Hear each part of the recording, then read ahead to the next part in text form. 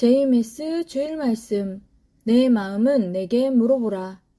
누가복음 8장 11절, 마태복음 7장 6절, 아모스 8장 11절에서 13절, 요한복음 5장 24절에서 25절. 전지전능하신 하나님은 무소불능하시고 온 세상과 영의 세계에 한 분밖에 없는 절대 유일신입니다. 영원하신 하나님이 말씀하신 것은 절대적인 말씀입니다. 그 말씀을 들은 자는 말씀을 생명시하고 황금 덩어리같이 귀하게 가치 있게 여기고 뇌와 마음속에 깊이 넣고 애우고 실천하고 행하는 만큼 얻게 됩니다. 말씀은 어떤 보물과도 비교가 안 됩니다. 하나님의 말씀은 자기 생명이 죽음의 상황에 닥쳐도 구해주고 어려운 고민, 걱정, 염려, 문제도 풀어줍니다. 한마디가 수백억입니다. 전지전능하신 하나님은 말씀으로 천지를 창조하시고 지구 세상에 사람들이 살게 하셨습니다. 하나님의 말씀 때문에 우리가 살고 있으니 얼마나 말씀이 귀하고 생명 같습니까? 뿐만 아니라 하나님의 말씀에 순종함으로 인해 육도 형통하고 그 영과 혼이 구원받아 하늘나라 황금천국에서 영원토록 살게 됩니다. 하나님의 말씀 한마디가 얼마나 중요한지를 알아야 합니다. 베트남 전쟁에 참전했을 때 전쟁터에서 적군이 3m 앞에 나무 뒤에 숨어서 총을 겨누고 방아쇠를 잡아당기려 했습니다. 하나님께 살려달라고 기도하니 하나님의 음성이 들렸습니다. 사랑하라 하셨습니다. 그대로 행하여 살았습니다. 이같이 하나님의 말씀 한마디가 세상 그 누구도 살릴 수 없는 죽음의 장소에서 살게 했습니다. 전능자 하나님의 말씀 한마디가 이같이 크다는 것입니다. 말씀은 하나님이십니다. 말씀이 생명입니다. 하나님의 말씀이 운명을 좌우합니다. 말씀을 지키는 자는 살고 안 지키는 자는 죽습니다. 하나님과 메시아의 말씀이 얼마나 귀한지 성경을 보기를 바랍니다. 하나님은 각자에게 그때마다 말씀해 주시고 사명자들을 통해 말씀해 주십니다. 구원의 말씀을 주십니다.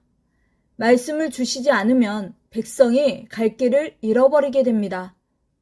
잠언 29장 18절. 묵시가 없으면 백성이 방자히 행하거니와 율법을 지키는 자는 복이 있느니라. 하나님은 구약의 아담과 하와가 타락하기 전에는 그들에게 말씀하셨습니다. 그러나 생명의 말씀을 기이 여기지 않다가 결국 타락하여 하나님은 그들을 에덴 동산에서 쫓아내셨습니다. 하나님은 그 후 1600년 동안을 말씀하지 않으셨습니다. 1600년 만에 노아에게 말씀하셨습니다. 창세기 6장 12절 이하를 보면 내가 사는 지역의 땅을 심판하겠다. 그러니 너는 방주를 만들어라 하셨습니다. 노아는 그 말씀에 순종하고 방주를 만들어서 노아의 8식구가 홍수 심판 때 배를 타고 5달 동안 심판을 피해서 살았습니다.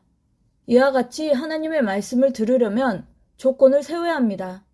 구약의 아모스 선지자를 통해 하나님의 말씀하시길 너희가 먹을 양식이 없어 굶주리는 것이 아니다. 더 크고 큰 영의 양식, 영이 영원히 죽고 사는 문제를 좌우하는 영의 양식, 곧 하나님의 말씀이 없어 기갈을 겪게 되리라. 젊은 자들이 더욱 그러하리라. 북쪽에서 동쪽 끝까지 온 세상 모두가 겪는다 하셨습니다. 아모스 8장 11절에서 13절. 지금 이 시대가 그러합니다. 이사야 11장 2절.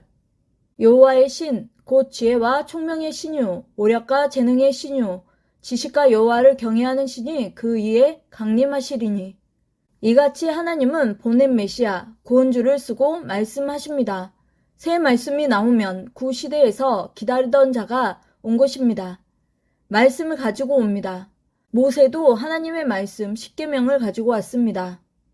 선지자들도 하나님의 말씀을 가지고 왔습니다. 구원주 예수님도 말씀을 가지고 왔습니다.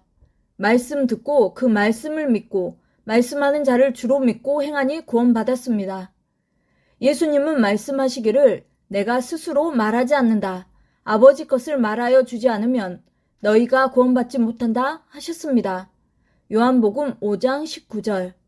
또 예수님은 말씀하시길 내 말 듣고 나 보내신 하나님을 믿어야 사마에서 생명으로 나온다. 영이 부활된다. 육도 살아있는 삶을 살게 된다. 하셨습니다. 요한복음 5장 24절에서 25절. 사람들은 예수님이 메시아라는 것을 말씀을 듣고 알았습니다.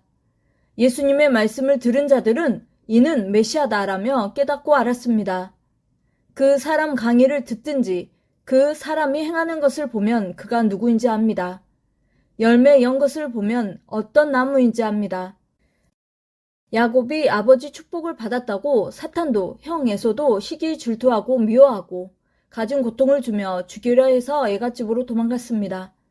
당시 야곱은 분하고 온통했습니다. 그러나 아버지를 통해 하나님이 축복해 주셨기 때문에 축복받으러 가야만 했습니다. 안 가면 못 받습니다. 울며 애갓집으로 가니 바로 사랑 축복을 받았습니다. 집에만 있었으면 형 에서에게 미움만 받고 무서워하며 살았을 것입니다. 그런데 애갓집으로 가서 애삼촌의 딸 라헬과 연애하고 그 언니 레아와도 사랑하고 결혼해서 살았습니다. 바로 경제 축복도 받게 됐습니다. 이와 같이 하나님은 가인들과 악인들을 괴롭히면 그 괴로운 가운데서도 선인에게는 계속 최고 축복을 주셨습니다. 선인은 가인과 악한 자와 분리시킵니다. 쪼갭니다. 그래도 악한 자들은 계속 괴롭힙니다. 하나님은 악한 자를 결국 굴복하게 하시든지 행위대로 멸하기도 하십니다. 이것이 축복을 이루는 일이었습니다. 결국 야곱은 애갓집에서 사랑도 이루게 되고 경제 축복도 받게 되는 역사를 이뤘습니다. 요셉은 자기 형제들의 미움을 받고 애굽으로 팔려갔습니다. 보디발의 집에서 종으로 살다 그 아내를 강간했다는 억울한 누명을 쓰고 옥에서 13년을 살았습니다. 옥에서 왕의 수종을 들던 자들을 만났는데 하나님이 지혜를 주셔서 그들의 꿈을 풀어주게 했습니다.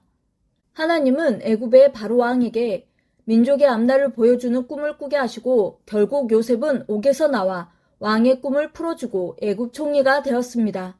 이후 흉년이 들자 자기 형제들이 곡식을 사러 애굽으로 왔고 옛날 자기를 미워하고 팔았던 악한 마음이 형제들에게 아직도 있나 알아보니 이제는 없기에 요셉이 그들에게 나타났습니다.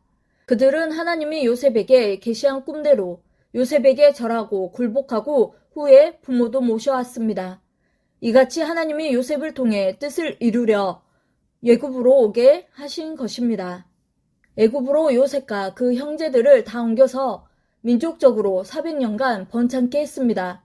가령 요셉이 어려움도 안 받고 억울한 누명도 안 받고 아버지 야곱 옆에만 있었으면 총리도 안 되고 집에서 아버지의 사랑 정도만 받고 형제들에게 평생 미움받으면서 살다 죽었을 것입니다.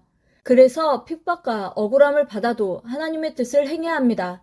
이스라엘 나라는 너무 좁아서 요셉이 거기서 번창할 수가 없어 애굽 대국으로 옮기게 한 것입니다. 축복의 땅 애굽으로 간 것입니다. 요셉 당세 때는 애굽이 이스라엘 백성들을 종같이 대하지 않고 우러러 대했습니다. 그러다 요셉이 죽은 후에는 애굽인들이 그들을 종같이 대하면서 고통을 줬습니다. 그러나 이때도 이스라엘 민족은 번창하였습니다. 아브라함에게 말한 대로 400년이 끝나고 모세를 통해 하나님의 뜻을 폈습니다. 애굽에서는 이스라엘 민족이 번창하는 것을 두려워하여 이스라엘의 남자아이가 태어나면 죽이는 법을 만들었습니다. 그래서 모세가 아기일 때 나일강에 떠내려 보냈습니다. 바로 왕의 딸이 강에 떠내려오던 모세를 발견해 궁에서 길렀습니다. 하나님은 결국 모세를 통해 이스라엘 민족을 애굽에서 이끌어내셨습니다. 사람들은 당세만 보고 한 사람이 악인으로부터 고통받는 것만 보고 왜 안 도와주었느냐고 합니다. 요셉같이 하나님의 뜻이 있어 사람들이 악하게 대하여도 악한 자들은 그 후에 행한 대로 심판하고 하나님을 믿고 주를 믿는 선한 자는 뜻을 따라 돕고 한결같이 인도해 주셨습니다. 선한 자는 결국 잘되게 하고 그 후손까지 형통케 해주면서 하나님의 거대한 뜻을 펴오셨습니다. 하나님은 천지 만물을 창조하시고 사람을 창조하시고 영원한 그의 목적을 이루시기 위해 개인, 가정, 민족 모두에게 행하여 오셨습니다. 개인 삶의 목적만 이루며 왔으면 지구 세상은 개인 삶에서 모두 끝났을 것입니다. 하나님은 전지전능, 무소부재, 못할 것이 없으신 절대 신입니다.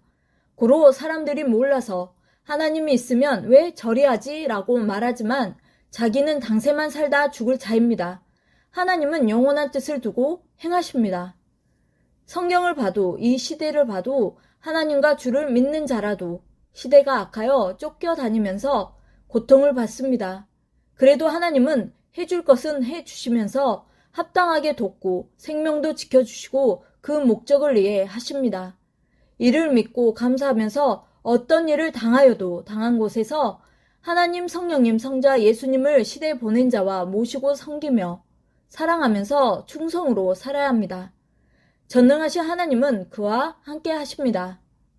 만일 우상을 섬긴다고 하나님이 통치하지 않으시면 전지전능하지 않은 것입니다.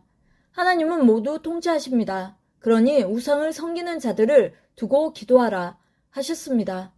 무신론자도 안 믿는 자도 지구 세상 모두를 다 통치하십니다.